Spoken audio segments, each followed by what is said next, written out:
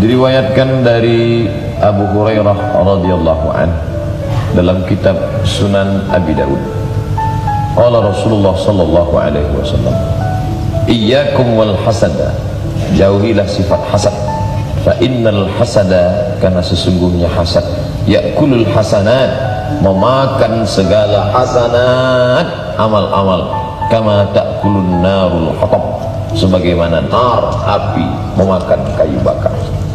Jadi yang merusak ukhuwah ini diantaranya adalah hasad. Itulah mengapa doa yang diajarkan Allah dalam Al-Quran, Rabbana ighfir lana dzunubana wa li ikhwanina alladzina sabaquna bil iman wa la taj'al fi qulubina ghillah. Dalam tafsir disebut makna la taj'al fi qulubina ghillah hasadan, jangan jadikan dalam hati kami ini hasad. Dan ternyata di surga nanti tidak lagi hasad. Wa naza'na ma fi qulubihim min ghillin, naza'na, kami cabut seperti pokok kayu yang tercabut dengan akarnya sehingga hati itu bersih daripada hasad. Wa naza'na ma fi qulubihim min ghillin, fi sudurihim, sudur, dada mereka, kami cabut dari dada mereka, dari dalam hati mereka, ghil, hasad. Mudah-mudahan Allah bersihkan kita dari hasad, insyaallah. Dan saya yakin dan percaya kami bisa duduk bersama ini, tidaklah saya katakan Ustaz Somad sudah bersih dari hasad, na'udzubillah, tapi berusaha. Sampai hari ini alhamdulillah kita bersyukur pada Allah, orang Jepang belum menemukan detektor hasad. Yang baru ada detektor logam.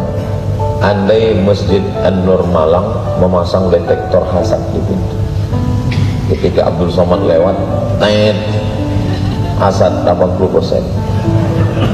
Lalu malam ini ceramah tentang hasad, jamaah senyum semua. Hadiulah hasad, jauhilah hasad. Saya ngomong aja hasad. Maka dalam Quran dikatakan, wa min syarri hasidin idza hasad, selamatkan kami dari jahatnya hasad. Kenapa Allah, Rasulullah SAW mengumpamakan pokok kayu? Karena kita tahu di Jazirah Arab, Madinah, kita lihat ada pohon korma besar, tapi di bawah itu ada keran air. Kalau tidak ada keran air, susah untuk hidup. Begitulah susahnya mencari kayu bakar. Lalu kayu ini ditumpuk tinggi, tapi tiba-tiba ada orang yang menyulut api, kayu yang bertimbun berubah menjadi arang. Arang dihembus angin berubah menjadi debu, debu hilang tak bermakna. Begitulah amal engkau untuk Somad kalau kau hasad. Pandang ke sebelah kanan, hasad. Kenapa? Dia punya pondok pesantren, engkau hanya mengajar di kelas saja, Abdul Somad. Pandang ke kiri, kau akan hasad. Kenapa? Beliau jabatannya Ketua Majelis Ulama Indonesia, sedangkan kabupaten, sedangkan engkau hanya anggota komisi fatwa saja. Maka saya akan sangat menderita dulu di depan mendekat mereka kalau saya hasad. Makanya hasadnya harus dibuang jauh-jauh. Bagaimana cara? Karahatun ni'mah alal mun'ami alaih, tidak senang melihat orang lain dapat nikmat. Itu sudah ada 50% hasad bersemayam. Renungkan sendiri, pikirkan sendiri. Apakah aku benci dengan saudaraku yang dapat nikmat?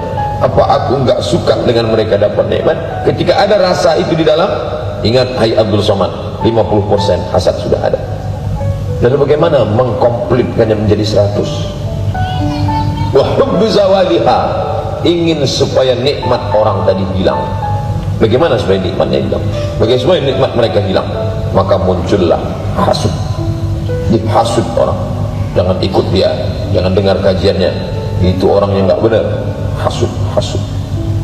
Kenapa kamu benci dengan dia? Saya enggak suka dengan dia, Ustaz. Rumahnya besar, mobilnya besar, hartanya besar, saya enggak senang dengan dia. Maka saat itu kau sedang ada 50%. Bagaimana caranya supaya lengkap menjadi 100? Muncullah hasud. Ambil rambutnya, ambil air liurnya, bawa ke dukun santet. Hasud, hasad, ain, penyakit itu juga datang dari hasad. Maka kita minta perlindungan kepada Allah. Allahumma inni a'udzubika Allahumma inni a'udzu bikalimatillahi tammati min kulli syaitanin wa hammati wa min kulli ainin lamah. Karena semua berawal daripada hasad. Mudah-mudahan Allah membersihkan kita dari hasad. Di antara cara menghilangkan hasad ini, itu yang disebutkan Ustaz Abdullah Salih Hadrani, mendoakan mereka bukan di hadapan mereka, tapi nanti tengah malam, ketika tahajud, ketika witir, ketika munajat. Ya Allah, ini saudaraku baru saja dapat nikmat dan aku amat sangat menderita kalau berpapasan dengan dia. Bagaimana tidak? Kacanya dia pasang 80% gelap, dan setiap ketemu dia nggak pernah buka kaca, dia kelakson aja, neten. Menderita luar biasa. Dia dengan dapatkan beri rezeki, panjangkan umurnya, sehatkan badannya, jadikan keluarganya sakinah mawaddah warahmah, dekatkan dia kepada istiqamah, matikan dia husnul khatimah. Maka saat itu juga Allah kirimkan malaikat, dan malaikat itu mengucapkan amin walaka mithluh. Kabulkan doa orang ini, engkau dapat yang sama seperti yang kau doakan. Hadis riwayat Imam Al-Hakim dalam kitab Al-Mustadrak.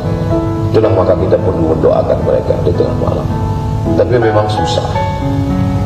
Saya sendiri ketika melihat ejekan, caci maki, sumpah serapah di internet, mencoba, ya Allah, orang-orang yang sudah mengejekku ini, panjangkan umurnya, sehatkan badannya. Berat sekali. Memang mulut tetap mendoakan, tapi gigi rapat.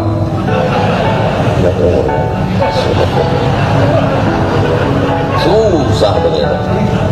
Ceramah aja yang enak, ngomong, doakan mereka, maafkan mereka. Ketika tiba pada diri kita berat.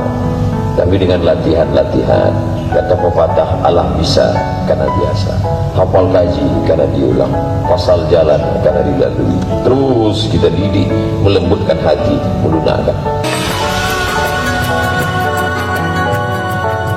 Orang yang hasad itu ada menyebut ini orang tidak berakhlak. Ada orang mengatakan orang yang hasad itu berarti dia tidak punya akhlak, etika, moral.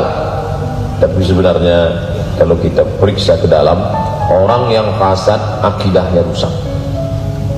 Orang yang hasad itu bukan cerita masalah akhlak, akidahnya rusak. Karena ketika kita hasad kepada orang yang diberi Allah nikmat, sesungguhnya kita bukan benci kepada yang diberi nikmat, tapi kita juga sudah benci kepada yang memberi nikmat. Kenapa dia yang lebih, kenapa aku tidak? Itulah yang membuat Bani Israel tidak percaya kepada kanjeng Nabi Muhammad sallallahu alaihi wasallam. Falamma ja'ahum ma 'arafu kafaru bih. Ketika datang seseorang yang mereka sudah kenal, mereka kafir. Mereka kenal, arafu. Alladzina atainahumul kitab ya'rifunahu kama ya'rifuna abna'ahum. Mereka mengenal Muhammad sallallahu alaihi wasallam sebagaimana mereka mengenal anak kandung mereka sendiri. Sifatnya, langkah kakinya, itu yang diakui oleh Bahira. Ketika Bahira seorang pendeta tidak pernah keluar dari dalam gereja, somah, tempel, kuilnya. Tapi saat itu dia keluar dan dia tanya, ya rajul, man hadha? Hai laki-laki, siapa ini? Abu Talib menjawab, hadha ibni, ini anakku. Bahira tersenyum. Kalau benar ilmu yang kudapat, ini bukan anakmu, karena anak ini lahir dalam keadaan yatim. Dari mana engkau tahu? Karena tanda-tanda yang kulihat, tidak ada pokok kayu melainkan bersimpuh sujud, tidak ada batu-batu melainkan bersimpuh sujud, dan ada awan yang menaunginya dari tadi. Maka inilah Nabi yang terakhir. Mereka kenal dia, tapi ketika datang yang asli, mereka kafir, mereka ingkar, hasad. Mereka menyangka Nabi terakhir itu datang keturunan Ibrahim dari jalur Ishak. Ibrahim punya anak Ishak, Ishak punya anak Yakub, Yakub punya anak Yusuf, Yusuf punya saudara Yahuza, cucu keturunan Yahuza, Yahudi. Mereka sangka dari jalur ini, ternyata dia datang dari jalur Ismail. Hanya beda jalur saja, mereka tidak mau percaya. Kami mau Nabi terakhir itu dari jalur Ishak, bukan dari jalur Ismail. Tapi kita di Malang, kita tak pernah permasalahkan dia. Walaupun dia bukan suku Jawa, walaupun dia bukan suku Batak, walaupun dia bukan suku Melayu, semua kita bersaksi asyhadu an la ilaha illallah wa asyhadu anna Muhammadan sama Rasulullah. Yahudi tidak menerima dia. Kenapa? Hasad, dengki. Kenapa yang diangkat jadi nabi itu keturunan Ismail? Kenapa bukan keturunan Ishak? Kenapa yang diangkat jadi nabi itu Arab? Kenapa bukan Yahudi? Hasad, dengki, baghyan bainahum, baghyan, hasadan, dengki kepada Nabi Muhammad sallallahu alaihi wasallam. Kita tunjukkan, aku memang bukan Arab, tapi aku tidak benci. Aku ikut dia Muhammad sallallahu alaihi wasallam. Jadi iblis pun juga begitu. Kenapa iblis itu benci sekali kepada Nabi Adam alaihissalam? Hasadan, hasad. Ketika Allah berkata, wa idh qulna lil malaikati isjudu li Adam, hai malaikat, sujudlah kamu semua kepada Adam. Datang hasad iblis. Aku yang beribadah. Aku, iblis itu ternyata dulu beribadah kepada Allah. Kana minal jinni, dia berasal dari kalangan jin. Fafasaqa an amri rabbih, tapi dia melawan perintah Allah. Dia dari kalangan jin, tapi karena dia beribadah selevel dengan malaikat. Ketika Allah perintahkan semua malaikat bersujud, fasajadu, semua bersujud illa iblis. Aba, dia tidak mau. Wastakbara, hasad. Aku yang beribadah dari level bawah sehingga setingkat dengan malaikat. Kenapa tiba-tiba makhluk yang baru ini yang diperintahkan sujud? Bangkit keegoannya. Allah tanya dia. Allah tanya bukan karena Allah tidak tahu, Allah Maha tahu. Allah hanya ingin kasih tahu bagi siapa yang tak tahu dan tak mau tahu. Ma mana'aka alla tasjuda li Adam? Mengapa engkau tidak mau sujud kepada Adam? Idh amartuk, ketika aku perintahkan kau sujud. Apa kata dia? Khalaqtani min nar, aku dari api. Khalaqtahu min tin, dia dari tanah. Ana khairum minhu, aku lebih baik daripada dia, aku lebih hebat daripada dia. Angkuh, sombong, berawal dari hasad. Makanya ketika saya sampai ke jamaah, semua jamaah mengulurkan tangan. Ustaz sama, Ustaz sama, Ustaz. Datang hasad di dalam, datang sombong di dalam, datang angkuh di dalam. Hai Abdul Samad, kalau sampai kau merasa kau lebih baik daripada mereka, neraka jahanam tempat engkau. La yadkhulul jannah, hadis riwayat Muslim dari Abdullah ibnu Mas'ud radhiyallahu anhu. La yadkhulul jannah, tak masuk surga. Man kana fi qalbihi, siapa yang dalam hatinya mithqala dzarratin, sebesar biji sawi, min kibrin, sombong.